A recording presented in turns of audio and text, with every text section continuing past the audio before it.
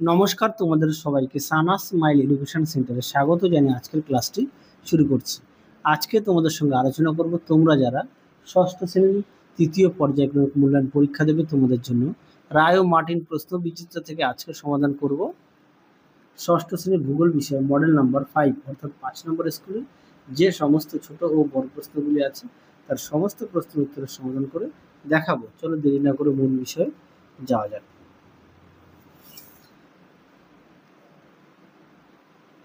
দেখো প্রথমে কি আছে, দিয়ে সঠিক উত্তরটি নির্বাচন করে লেখা। একে আছে 110 ডেসিবেল শব্দের তীব্রতা হয়, উত্তরটা লিখবে বজ্রপাত, অপশন বি। দিয়ে দেখো ঘরের মধ্যে সবচেয়ে বেশি দূষণ হয়, উত্তরটা লিখবে ধূমপান থেকে লিখবে এটা। হ্যাঁ, এটা ধূমপান দেবে, ধূমপানের না। পরবর্তী দেখো 3 বায়ুর গতিবেগ মাপার যন্ত্রের নাম হলো, উত্তরটা লিখবে অ্যানিমোমিটার, অপশন সি। এটা কিন্তু সিধা হবে, হ্যাঁ ধূমপান। 4 দেখো সূর্যোদয়ের আগের সময়কে বলা হয় উষা, অপশন সি।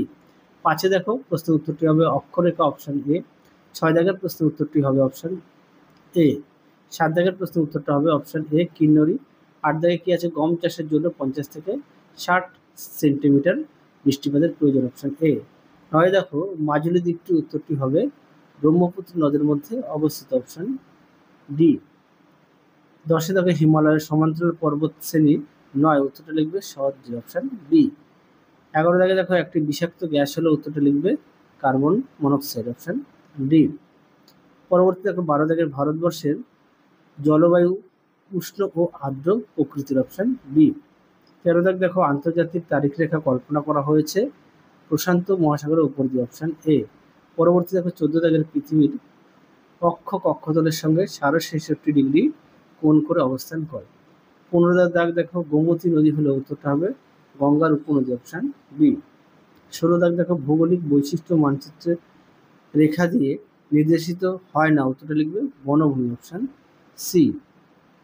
পরবর্তী দেখো 17 দাগের পানীয় ফসলের উদাহরণ হলো, উত্তরটা লিখবে কফি, অপশন বি। 18 দাগ দেখো শিবালিক হিমালয়ের পাদদেশে ঘন অরণ্যাবৃত অঞ্চল হলো তরাই, অপশন এ।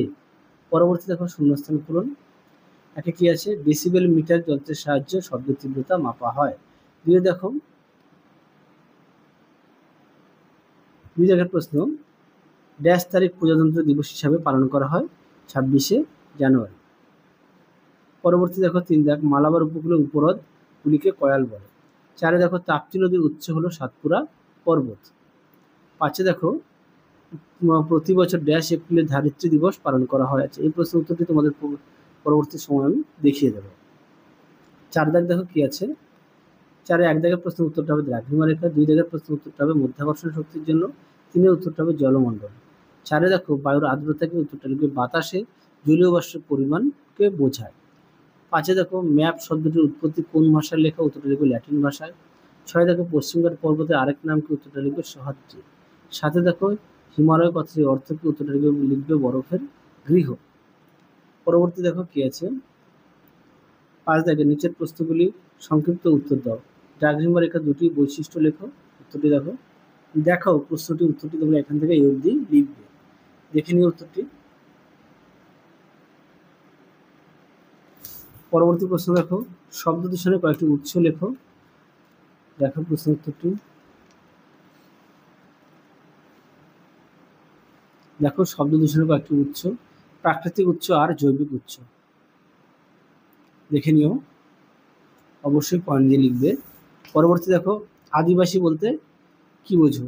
দেখো প্রশ্ন উত্তর। তোমাদের আগের ভিডিওতে সমস্ত বিষয়ে সাজেশন দেওয়া আছে, তোমরা যারা এখনো দেখোনি আমাদের প্লে লিস্টে গেলে পেয়ে যাবে। দেখো আদিবাসী কাদের বলে, এখান থেকে এই পর্যন্ত লিখবে। আর তোমরা অবশ্যই প্রতিটা বিষয়ে পাঠ্য বই খুঁটিয়ে পড়বে, পাঠ্য বইয়ের দিকে অবশ্যই গুরুত্ব দেবে। পরবর্তী প্রশ্ন দেখো 4 উষা ও গোধূলি বলতে কি বোঝো। দেখো প্রশ্ন উত্তর।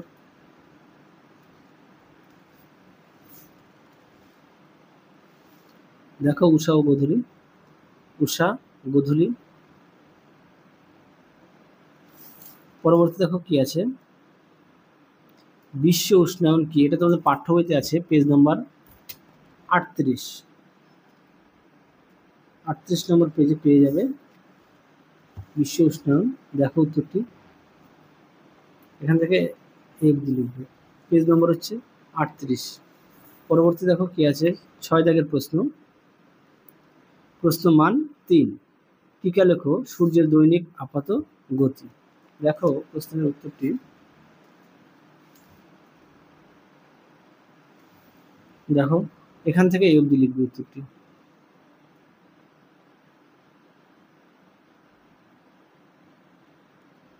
পরবর্তী প্রশ্ন দেখো কি আছে, 2 দাগের বায়ু দূষণ কমাতে আমরা কি করতে পারি। এই প্রশ্নের উত্তরটি তোমাদের পাঠ্য বইতে পেয়ে যাবে, পাঠ্য বইয়ের 60 নম্বর পেজে সুন্দর করে দেওয়া আছে। আগের ভিডিওতে দেখিয়েছি, পরেরটাও দেওয়া আছে। আবহাওয়া ও জলবায়ুর পার্থক্য, এটাও পাঠ্য বইয়ের 45 পেজে পেয়ে যাবে। তোমরা অবশ্যই ভালো করে পড়বে। পরবর্তী দেখো 4 ক্রান্তীয় মৌসুমী জলবায়ুর বৈশিষ্ট্য লেখো। দেখো এই প্রশ্নের উত্তরটি,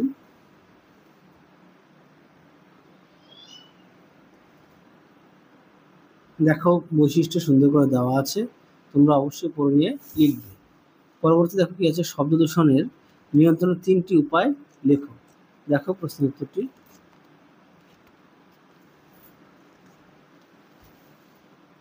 দেখো উত্তরটি, তোমরা উত্তরটি এখান থেকে লিখবে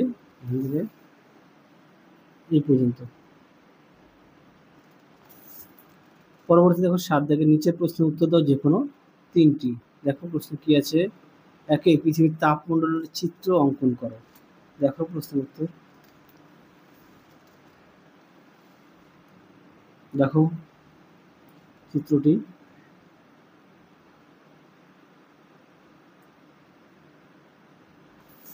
পরবর্তী প্রশ্ন আছে, আমাদের চারিপাশে বায়ুমণ্ডলে কি কি পদ্ধতিতে উত্তপ্ত হয়। দেখো উত্তরটি, দেখে নাও প্রশ্ন উত্তরটি সুন্দর করে দেওয়া আছে, তোমরা যদি পারো চিত্র উল্লেখ করবে। তোমাদের আগের ভিডিওতে সমস্ত বিষয়ের সাজেশন দেওয়া আছে, তোমরা যারা এখনো দেখোনি আমাদের প্লে লিস্টে গেলে সাজেশন পেয়ে যাবে। এই পর্যন্ত উত্তরটা লিখবে। পরবর্তী দেখো কি আছে, বায়ু দূষণের ফলাফল আলোচনা করো। দেখো প্রশ্ন উত্তরটি, তোমরা পাঠ্য বইতে পেয়ে যাবে 59 পেজে। আমি সহায়িকা থেকে দেখাই বায়ু দূষণের ফলাফল।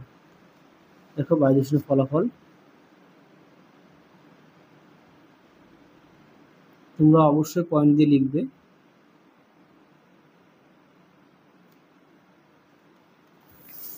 পরবর্তী দেখো ভারতের 2টি ধান উৎপাদক রাজ্যের নাম লেখো।